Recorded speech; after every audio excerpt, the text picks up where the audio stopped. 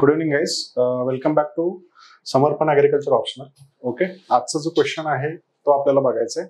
Theme आपली continue आहे. Okay, एन्व्हायरमेंटचे questions आपण बघतोय सध्या, सिलेबसच्या पॉईंटनुसार हे क्वेश्चन्स आपण बघतोय. ओके, सो आजचा प्रश्न जो आहे तो discuss with examples the ecological impacts of climate change on India's ecosystem and biodiversity. Climate change होते, टेम्परेचर राईज होते. टेम्परेचर राईजमुळे आपलं जे क्लायमेट आहे याच्यामध्ये चेंजेस आपल्याला दिसतात, हवामान बदलतंय. ठीक आहे, याचा इम्पॅक्ट नेमका इकोसिस्टमवर किंवा बायोडायव्हर्सिटीवर कसा होतो हे आपल्याला या क्वेश्चन मध्ये एक्सप्लेन करायचंय विथ एक्झाम्पल्स. राईट, सो काल जशा पद्धतीने क्वेश्चन बघितलाय सेम थीमवर आजचा सुद्धा प्रश्न आपल्याला दिसतो. आपल्याकडे जो डेटा आहे त्या डेटावर हा प्रश्न जो आहे तो सुटणार नाही. इथं आपल्याला अजून काय लागणार आहे, एक्झाम्पल्स पण लागणार आहे. बरोबर, हे एक्झाम्पल्स जर तुमच्या उत्तरामध्ये नसतील तर त्या केसमध्ये उत्तराला चांगले मार्क येणार नाहीत. ओके, सो एक्झाम्पल याला आपण थोडक्यात केस स्टडीज म्हणणार आहे. या केस स्टडीज थोड्याशा व्यवस्थित असू द्या.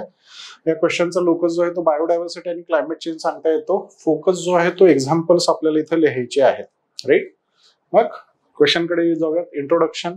Climate change significantly impacts ecosystem biodiversity world wide including India. Okay, question मध्ये दिलेलं आहे. हे पहिलं स्टेटमेंट लिहिलं तरी चालतं, नाही लिहिलं तरी चालतं. ओके, त्याच्यानंतर these impacts manifest in various forms such as changes in phenology, altered ecosystem dynamics, loss of biodiversity, chloral bleaching and increased forest fires.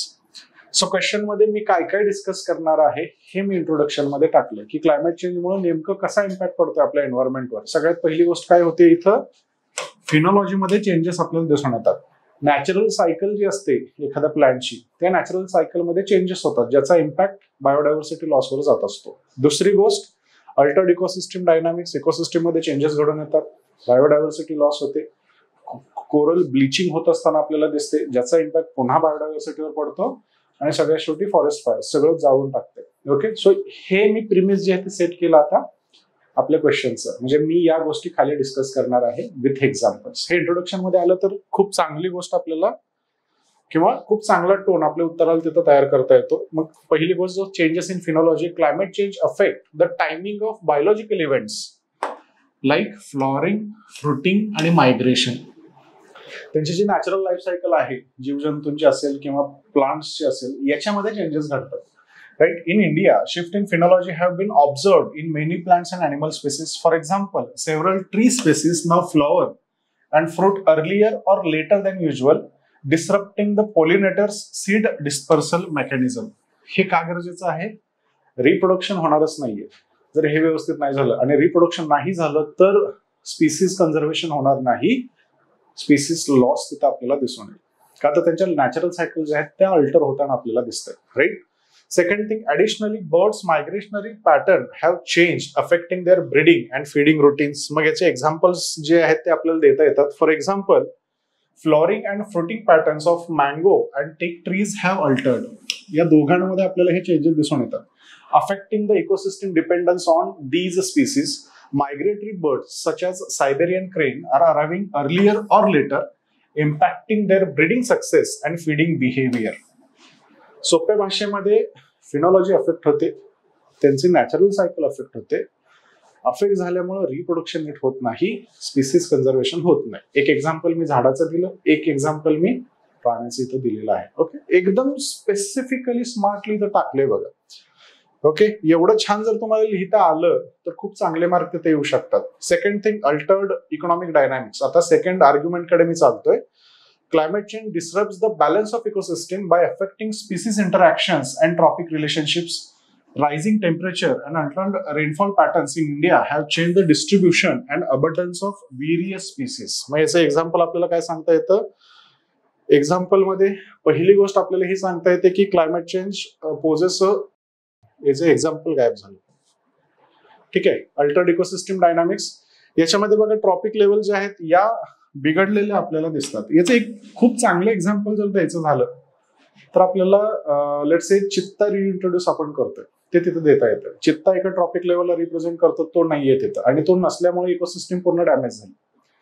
ठीक आहे, सो अशा पद्धतीचे एक्झाम्पल्स जे आहेत हे एक्झाम्पल्स आपल्याला सांगता येतील. त्याच्यानंतर पुढच्या आर्ग्युमेंटकडे जाऊयात. Loss of biodiversity.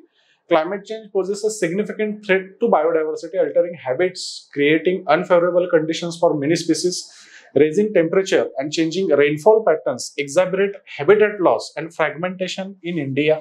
याचं एक्झाम्पल गरजेचं आहे. Iconic species such as Indian tigers और इंडियन लायन्स, ऑप्शनलचा पेपर आहे. इंडियन टायगर म्हणून थांबायचं नाही, त्याचं प्रॉपर सायंटिफिक नेम आलं पाहिजे. लायनचं प्रॉपर सायंटिफिक नेम आलं पाहिजे. सवय लावून ठेवा. हा ऑप्शनलचा पेपर आहे, हा नॉलेजचा पेपर. ठीक आहे. These faces increased threat due to habitat degradation. बरोबर ना. वाघाचं कन्झर्वेशन करावं लागेल. का करावं लागेल? जंगल कमी झाले. जंगल कमी झाल्यामुळं हा वाघ मनुष्य वस्तीमध्ये येतोय. मग तिथं जनरली वाघाकडून 2-4 लोक मारली जातात, मग लोक मिळून वाघाला मारून टाकतात. आता वाघ हा एक निश स्पीसीज आहे, मग त्याला रिप्लेस करणारं दुसरं कोणच नाहीये फॉरेस्टमध्ये विचार घेतला तर. आणि एखाद्या फॉरेस्टमधून वाघ नामशेष झाला तर ते फॉरेस्ट सुद्धा नामशेष होतं. फूड चेन संपूर्ण अल्टर होऊन जातात. आणि हे घडण्याचं कारण हॅबिटॅट डिस्ट्रक्शन सांगता येतं. त्याचा अधिवास नष्ट होतोय. हा अधिवास आपण तिथं नष्ट करतोय. क्लायमेट चेंज आपण करतोय. पाऊस पडला नाही, जंगल टिकेल का? समजते तुम्हाला. त्याच्यानंतर endemic plant species in western Ghat such as various orchids are declining due to altered climatic conditions. आणि याचा इम्पॅक्ट संपूर्ण बायोडायव्हर्सिटीवर पडताना आपल्याला दिसणार आहे. पुढची गोष्ट, coral bleaching. Warming ocean waters due to climate change have led to widespread coral bleaching events in India's coral reefs. हे होण्याचं कारण बघा, कोरल जो असतो, कोरलला जगण्यासाठी खूप स्पेसिफिक लेट्स से कंडिशन्स जे आहेत त्या गरजेच्या आहेत. म्हणजे समुद्राचं तापमान खूप जास्त नको, CO2चं प्रमाण एका लिमिट पर्यंत पाहिजे, आणि क्लायमेट चेंजमुळे समुद्राचं तापमान वाढतं. वाढलेल्या तापमानामुळे CO2चं प्रमाण सुद्धा वाढतं. आणि या गोष्टी कोरल्सला नष्ट करतात. त्याला आपण कोरल ब्लिचिंग म्हणतो. का महत्वाच्या आहेत? Coral bleachings are breeding grounds for the fishes. जे काही मासे आहेत, अंडे कुठे घालतात? या कोरलच्या एरियामध्ये. कोरलचे जे फॉरेस्ट आहेत त्या एरियामध्ये हे अंडे घातले जातात. ते त्यांचे ब्रीडिंग ग्राउंड्स आहेत. जर कोरल नष्ट झाल्या तर ते ब्रीडिंग ग्राउंड नष्ट होतील. ते नष्ट झाले, मासे नष्ट होतील. मासे नष्ट झाले, आपली फूड सिक्युरिटी डॅमेज होणार आहे. समजते तुम्हाला? सो हा एक लेट्स से खूप इम्पॉर्टंट इव्हेंट आहे. Elevated sea surface temperatures cause coral polyps to expel the symbiotic algae living with their tissues resulting into coral bleaching. या पद्धतीने सांगता येईल. त्यानंतर examples, corals in gulf of Mannar and Andaman Nicobar have experience significant bleaching events disturbing the delicate balance of reef ecosystem, affecting fish populations reliant on the coral habitats. आणि हे fish नष्ट झाले तर मग आपला कार्यक्रम तिथं नक्कीच होणार आहे असं म्हटलं तरी चालतं. त्याच्यानंतर शेवटचा argument, increased forest fire. Climate change has contributed to more frequent and intense forest fire. कशामुळे होतं? टेम्परेचर राईज होतं, ड्रायनेस येतो, changes in precipitation patterns create a drier condition. आणि कंडिशन्स ड्राय असतील तर साहजिक आहे आग लागण्याचा धोका जो आहे तो वाढतो. बरोबर. सो उत्तर भारतामध्ये स्पेसिफिकली हिमाचल प्रदेशामध्ये आपल्याला हा एक मेजर इश्यू तिथे दिसून येतो बघा. Forest fires in state like Uttarakhand, Himachal have become more common, leading to loss of biodiversity, releasing large amount of carbon dioxide, जे की पुढे जाऊन अजून क्लायमेट चेंज तिथं करते. सो क्लायमेट चेंजमुळे फॉरेस्ट नष्ट होत आहेत, आणि फॉरेस्ट नष्ट झाल्यामुळे CO2चं प्रमाण अजून वाढते. म्हणजे क्लायमेट चेंज इंटेन्सिफाय करण्याचं काम हे फॉरेस्ट फायर करतात. हा एक मेजर एस्पेक्ट आपल्याला क्लायमेट चेंजचा सांगता येतो. ओके. सो सायक्लिक आहे हे असं म्हटलं तरी चालेल. आता कन्क्लुजन कडे जाऊयात. Understanding and mitigating the ecological impacts of climate change is crucial for preventing किंवा preserving India's ecosystem in biodiversity. आता ऍक्च्युअल मध्ये मी काहीतरी फ्युचरिस्टिक सोल्युशन इथं देतोय. Efforts must be made to adapt and combat these changes to ensure health, sustainability of natural environment and species that inhibit them. आपल्याला सस्टेनेबिलिटीचा विचार इथं करावा लागेल सोप्या भाषेमध्ये. हे कन्क्लुजन मध्ये यायला हवं. ओके. आजचा प्रश्न कळाला असेल. या गुड नोटवर इथंच थांबतो. धन्यवाद.